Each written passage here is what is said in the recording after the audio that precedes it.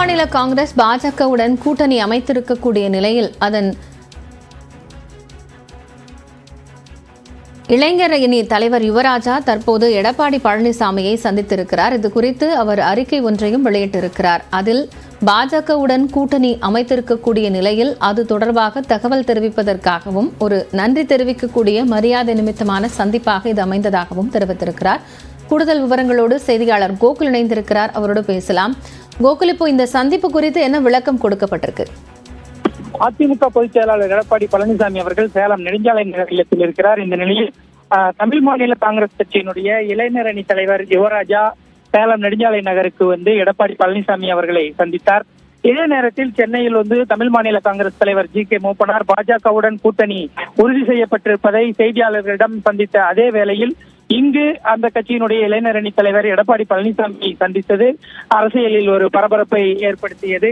இது தொடர்பாக தற்பொழுது தமிழ் மாநில காங்கிரஸ் கட்சியினுடைய இளைஞர் அணி தலைவர் யுவராஜா அறிக்கை வெளியிட்டிருக்கிறார். அந்த அறிக்கையில் கடந்த 2019ஆம் ஆண்டு முதல் அதிமுகவுடன் தமிழ் மாநில காங்கிரஸ் கட்சி கூட்டணியில் இருந்து வந்ததாகவும் மக்கள் நலனுக்காக பல்வேறு பிரச்சனைகளுக்கு ஒன்றாக குரல் கொடுத்து வந்த நிலையிலும் தற்பொழுது ஜி.கே. மூப்பனார் அவர்கள் பாஜகவோடு கூட்டணி என்பதை உறுதி செய்ய இருக்கக்கூடிய இந்த நிலையில் யுவராஜா அவர்கள் தனது குடும்பத்தின் சார்பாக தனிப்பட்ட முறையில் அதிமுக பொதுச் செயலாளர் எடப்பாடி பழனிசாமியை சந்தித்து வந்திருப்பதாக அந்த அறிவிப்பில் தெரிவித்திருக்கிறார்.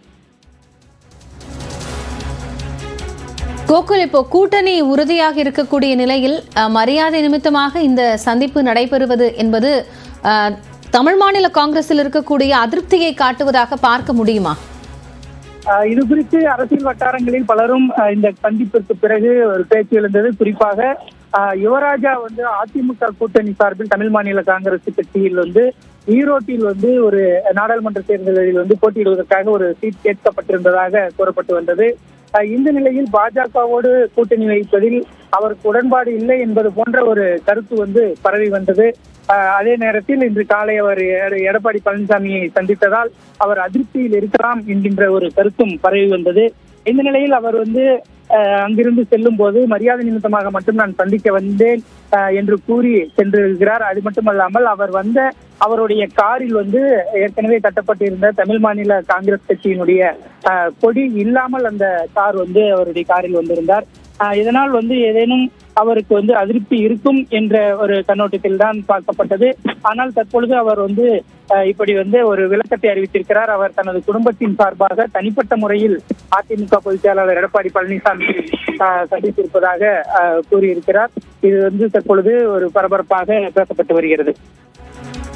அரசியல் நிகழ்வில் இது அடுத்த கட்டமாக எப்படி நகரும் என்பதை பொறுத்திருந்து பார்க்கலாம். நன்றி கோகுல்.